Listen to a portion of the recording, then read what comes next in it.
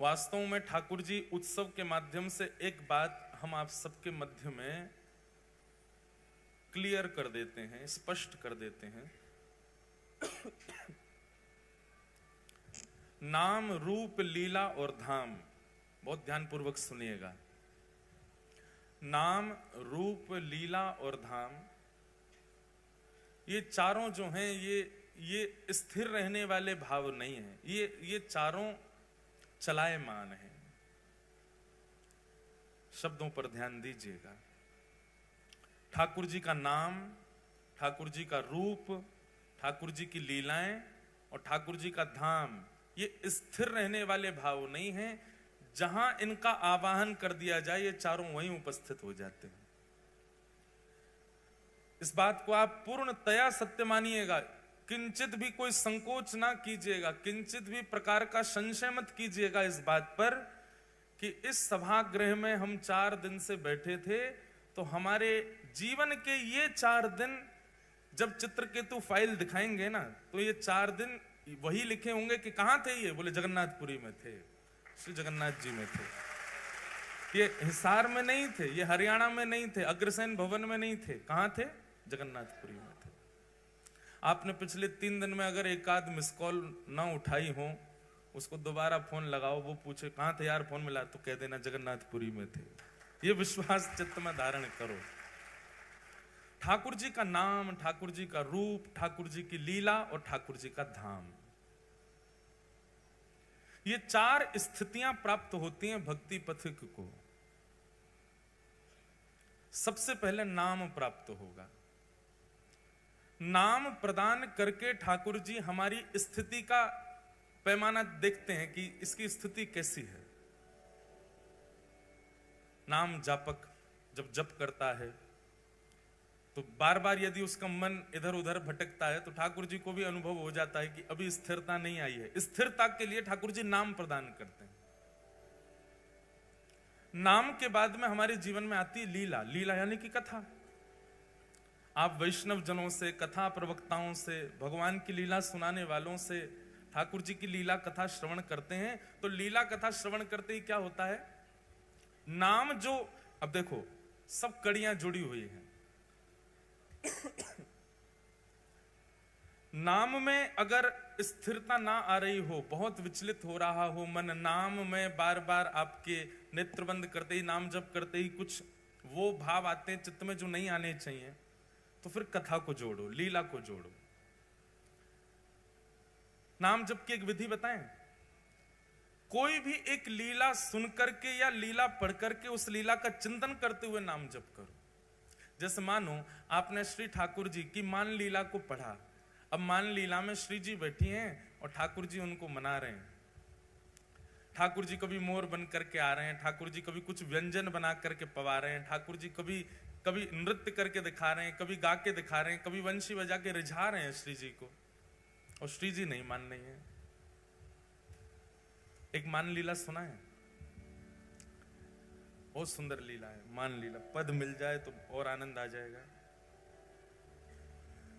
एक बार श्री ठाकुर जी श्री जी के पास गए, और जैसे श्री जी के पास गए तो मान लीला कैसी होती पता आपको ठाकुर जी की? बैठे बैठे दोनों लीला करते करते अचानक से श्री जी कहती है मन ना है लग रो, श्याम सुंदर मन ना है लग रो। ठाकुर जी कहें तो कहा करें बताओ? बोले कछु करो, मन ना है लग रो। तब ठाकुर जी कहते हैं अच्छा श्री जी मान लीला करें? बोले हाँ मान लीला करो। चलो तो ठीक है मैं मनाऊंगा, आप नाराज हो जाओ। कोई बात नहीं है नाराज होने की, कछु कियो नहीं है ठाकुर जी ने, जबरदस्ती आप रूठ जाओ। तब श्री जी रूठ जाती हैं, फिर ठाकुर जी उनको मना रहे हैं। ऐसी मान लीला। मान लीला का कोई कारण नहीं है, केवल दोनों के सुख के लिए मान लीला होती है। तो एक बार ठाकुर जी कुंज में जैसे ही आए, तो कुंज में आते ही श्री जी ने ठाकुर जी को देखो और देखते ही मान प्रारंभ कर दियो। श्री जी तो उदास है कि रूठ के मुंह फेर के बैठ गए। ठाकुर जी बोले श्री जी कहा बात है, आप इतनी उदास काहे को है रही हो? प्यारी जू की बहुत सुंदर पद है, अभी पूरा पद मिल जाए तो बहुत बड़ी बात मानो। एक तो हमारे पद इतने ज्यादा हो गए कि मिलते ही नहीं है, कहाँ लिखे कौन से।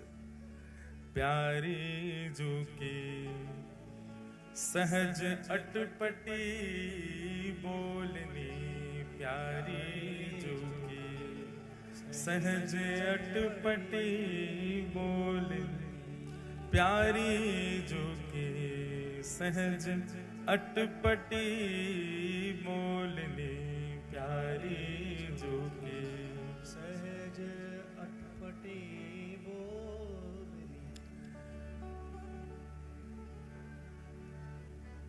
किशोरी जी नाराज है गई हैं ठाकुर जी से। ठाकुर जी कह रहे हैं श्री जी ऐसी मान लीला तो आप कभी ना करो। सब लोग इधर देखो, ध्यान से सुनो। ऐसे मान तो आप कभी ना करो। कहां कारण है आपके मान को? तब श्री जी कह रही हैं, वो मुझे थोड़ा थोड़ा याद है पद। मोहूते रूप गुण सुंदर, मोहूते रूप गुण कहाँ पाई बिन मोलनी, प्यारी जो की कहाँ पाई। श्री जी कह रही हैं मोसऊ ज्यादा सुंदर, मोसऊ ज्यादा प्यारी, मोतेऊ ज्यादा रूप में अद्भुत ये गोपी तुमने कहां पाई है? ठाकुर जी बोले कौन सी गोपी? मेरे संग तो श्री जी कोई भी ना, मैं तो अकेला आया हूं, और आपसे ज्यादा सुंदर कौन है सके ब्रह्मांड में? कहां देख ली, कहां मिल गई? श्री जी तो रूठ के बैठ गई, मैं ना बता रही कहां मिली, अब ना बताऊंगी। ठाकुर जी कहने जो कोई बात है? अरे नहीं बताओ तो सही, काय बात है आप नाराज रही हो? कौन सी गोपी कहां देख ली आपने?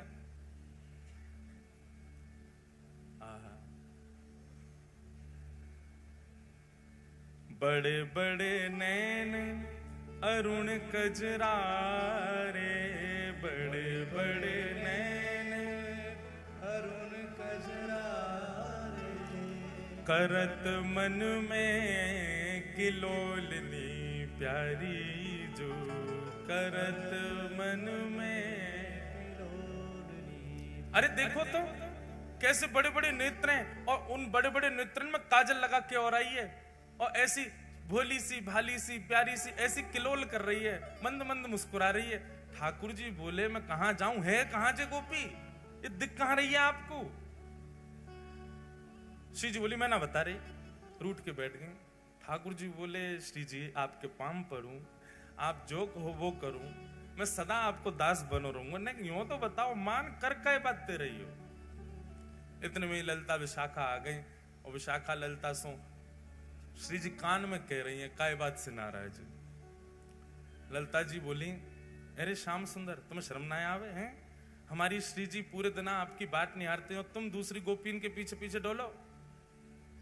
अरे वही तो पूछ रहा हूं, इनके पामन में परो परो कौन सी गोपी, वो नाम तो बताओ, वाको रूप तो बताओ। श्री जी ने फिर देखो ठाकुर जी को बोले इधर आओ बताऊं। जैसे ठाकुर जी समीप आए तो ठाकुर जी ने गले में एक नील मणि पहन रखी, वह नील मणि को उठा करके श्री जी बोली देख ललिता यहां में जो छप रही है गोपी जी है। ललिता जी ने जैसे ही देखो तो वो छप नहीं रही है, नील मणि के प्रतिबिंब में श्री जी अपने आप को ही देख रही हैं, और अपने आप को देख करके ही कह रही हैं। नील मणि के प्रतिबिंब में श्री जी स्वयं को ही देख रही हैं, और कह रही हैं मोते हु रूप गुण सुंदर कहां पाई बिन मोलिनी, बड़े बड़े नैन अरुण कजरारे करत मन में किलोलिनी, प्यारी जू की सहज अटपटी बोलनी। ठाकुर जी के तो नेत्रन में प्रेमाश्रु भर गए, कंठ से लगा लियो श्री जी को, बोली आप कितनी भोरी हो। अरे श्यामाजू ये मेरी मणि में कोई और गोपी ना है, जे आप अपने ही प्रतिबिंब को देख के अपने ही रूप गुण को बखान कर रही हो। श्री जी बोली हैं सच में जे मैं ही हूं?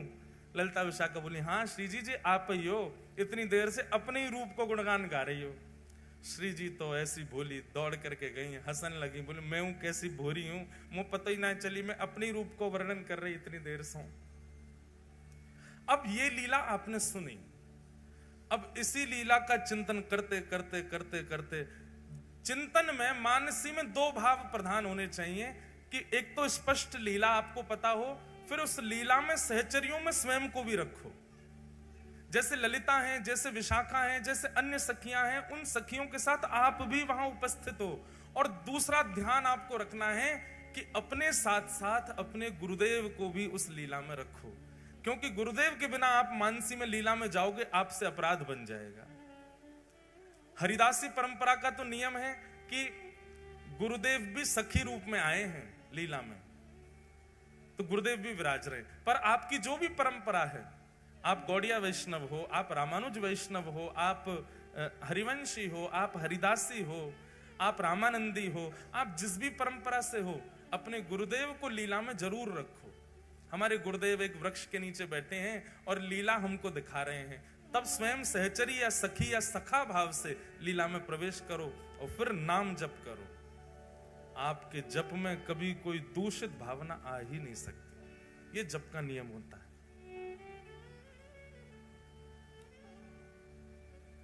ये उस जप की विधा है जिस जप में आपको भगवत लीला का अनुभव करना है। आप याद करेंगे एक दिन हमको, कुछ दिन के बाद आपको वो लीला दिखने लग जाएगी जो लीला कहीं वर्णित नहीं है, जिसका कहीं उल्लेख नहीं है।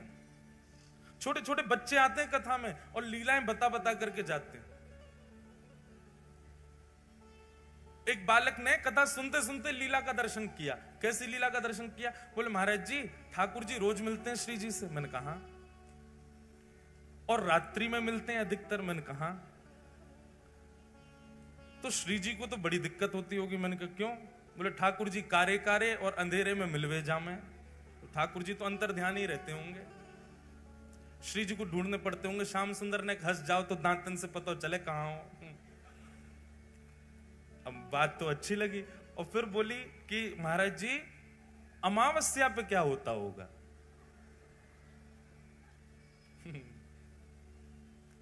मैंने कहा आपके मन में क्या भाव आया? तो फिर उसने अपना मानसी चिंतन बताया। बोले महाराज जी हमारे चिंतन में ऐसा आया कि ठाकुर जी अमावस्या को मिलने आए तो श्री जी बहुत व्याकुल हो गए कि ठाकुर जी दिख ही नहीं रहे, श्याम सुंदर दिख रहे हैं, नेक नेक दिख रहे हैं। अब ये लाइट चली जाए तो उनकी आंख ही आंख दिखे बस, और तो कुछ दिखे हुए ही ना। ऐसे कारिया ठाकुर हैं। तो श्री जी ने क्या किया? श्री जी ने जैसे अमावस्या को ठाकुर जी मिलने आए तो श्री जी बेचैन है गई। अब श्री जी बेचैन भई तो श्री जी के मन में जब कोई आर्त प्रकट होता है, जब कोई बेचैनी आती है, तो समस्त प्रकृति श्री जी को प्रसन्न करने में लग जाती है। जैसे प्रकृति को पता चला कि भैया श्री जी उदास है रही हैं, तो सबने जाके पूर्णिमा चंद्रमा से कहा, बोले तुम प्रकट हो जाओ। बोले आज अमावस्या, आज कैसे प्रकट है जाऊं? मुंह को श्राप लगो भयो, एक दिन अंतर ध्यान होनो है मुझे। अरे तू देखना रहो श्री जी इतनी व्याकुल है रही हैं। ये उसके मानसी का चिंतन है, ये लीला कहीं लिखी नहीं है। ये एक बालक की सुनी हुई कथा सुनते सुनते उसका मन में चिंतन आया। तो फिर प्रकृति चंद्रमा से कहने लगे प्रकट हो जाओ, प्रकट हो जाओ। ब्रह्मा जी आ गए। ब्रह्मा जी आकर के बोले नूतन प्रलय हो जाएगा। प्रकृति कभी अपना इरादा नहीं बदल सकती। बोले अब क्या करें? श्री जी को तो हृदय में बेचैनी हो रही है, श्याम सुंदर दिख नहीं रहे। तभी प्रकृति ने क्या किया? खूब सारे जुगनू जानते हैं, उनके पीछे लाइट टिमटिमाती रहती है, ऐसे जुगनू उड़ते हुए श्री जी के सामने आकर के बैठ गए। और श्री जी ने जुगनू को देख करके श्री जी प्रसन्न है गई।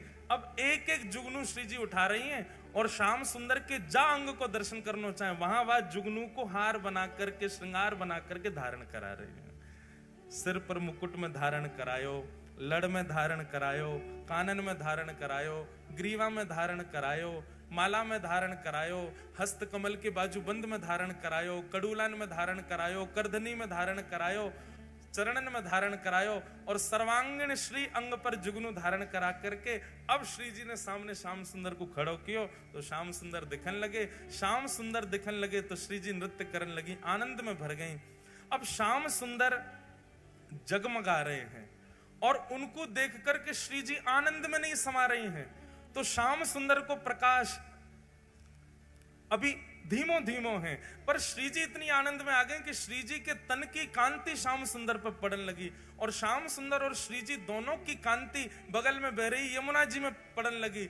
जैसे यमुना जी में पड़ी तो दोनों की कांति यमुना जी में पड़ती तो जल में प्रकाश पड़ते ही प्रकाश विपरीत दिशा में जाता है। जैसे ही प्रकाश जमुना जी में पड़ो, जमुना जी से वो प्रकाश आकाश में गयो, और दुबके भये अमावस्या के चंद्रमा पर वो प्रकाश जैसे ही पड़ो तो अमावस्या को शरद पूर्णिमा को चंद्रमा प्रकट है, और प्रिया प्रियतम को रास बिहार। जब उस बालिका ने ये मानसी का भाव बताया ना, मन इतना चैन पाया, मन में इतना आनंद हो गया। ऐसे चिंतन हमको क्यों नहीं आ रहे? चैन तो ये हुआ कि चलो कथा सुन करके अब इनके चित्त में मानसी भाव तो आता है, पर बेचैनी हो रही है कि अब हमारे भी आवे कुछ ना कुछ भाव हमें, और आते हैं। कई बार कथाओं में ऐसे ऐसे भाव प्रकट होते हैं जो कहीं नहीं लिखे, कहां से आते हैं? लीलाओं का चिंतन करो, उस लीला में स्वयं को व्यवस्थित करो, पर गुरुदेव के साथ व्यवस्थित करो। गुरु आपके संग रहेंगे तो आपसे अपराध नहीं बनेगा, लीला का विस्तार होगा, और नाम जप और तीव्र हो जाएगा, और तीक्ष्ण हो जाएगा, और श्रेष्ठ हो जाएगा।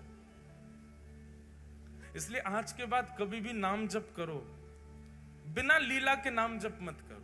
करो चलते फिरते उठते बैठते करो, ठीक है, वो एक नाम की एक विधा हो गई, पर कभी नाम में सुख लेना हो तो लीला के साथ नाम जप करो। तो सबसे पहले ठाकुर जी नाम प्रदान करते हैं गुरु के द्वारा, नाम के बाद नाम लीला प्रदान करता है, और नाम और लीला दोनों का घर्षण जब होता है तब रूप का दर्शन होता है, ठाकुर जी का रूप दिखता है। और जब नाम और लीला के घर्षण से रूप प्रकट होता है तब तीनों के प्रस्तुत होने से धाम की प्राप्ति होती है। कई लोग कहें हमको धाम चाहिए, प्यारी मोहे दीजे वृंदावन वास, प्यारी मोहे दीजे वृंदावन। कैसे मिलेगो? धन के बल पे वृंदावन पहुंच गए। बहुत ध्यान से सब लोग इधर देखो, धन के बल पे वृंदावन पहुंच गए, जमीन खरीद ली, प्रॉपर्टी बना ली, जो वृंदावन वास नहीं है। एक बात हमारी लिख लीजिएगा,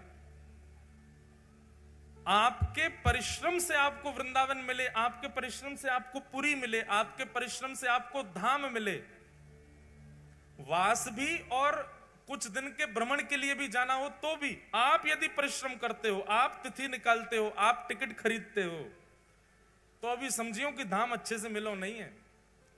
लेकिन आपने कोई अथक प्रयास नहीं किया, लेकिन अपने आप योजना, वातावरण, माहौल सब ऐसा बनता चला गया कि आपको जाना ही पड़ेगा और कोई उपचार आपके पास नहीं है। तब ये समझो कि अब धाम मिला है, धाम ने बुलाया है। आप प्रयास कर रहे हैं तो समझो भी धाम नहीं मिलो, लेकिन धाम प्रयास करे आपको बुलाने का, तब समझो। और धाम कब प्रयास करेगा? जब नाम, लीला और रूप ये तीनों आपके चित्त में विद्यमान हो जाएं, तब धाम की प्राप्ति है। तो यहां हम लोग क्या कर रहे हैं? पिछले 3 दिन से श्री जगन्नाथ जी को नाम गा रहे हैं, श्री जगन्नाथ जी की लीला सुन रहे हैं, और श्री जगन्नाथ जी को रूप देख रहे हैं। तो निश्चित है कि हिसार जगन्नाथपुरी बन ही गयो, 4 दिन के लिए धाम आ गयो। यही बात हम बताना चाह रहे हैं कि आपके ये जो 4 दिन और हमारे जो 4 दिन है, बिना उड़ीसा पहुंचे, बिना उत्कल में प्रवेश किए, बिना पैसा खर्च किए, हिसार में बैठे बैठे हमको जगन्नाथ धाम की यात्रा है गई है। बोलो जगन्नाथ महाप्रभु की। नाम, रूप, लीला और धाम। महाप्रभु श्री जगन्नाथ जी ने खूब अनुग्रह कियो।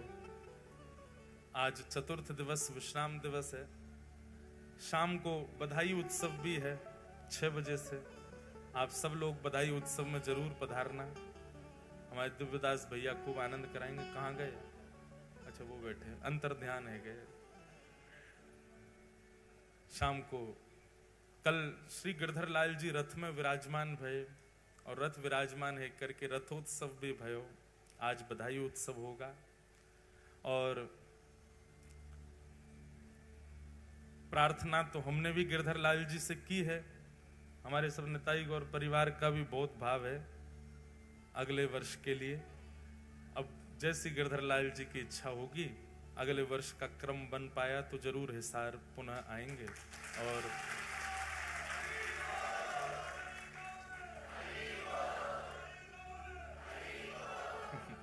हमने अभी यूं थोड़ी कही है कि हम आएंगे, हम यूं कह रहे हैं, सोचेंगे, विचार करेंगे। नितिन भैया कह रहे हैं 7 दिन की कथा।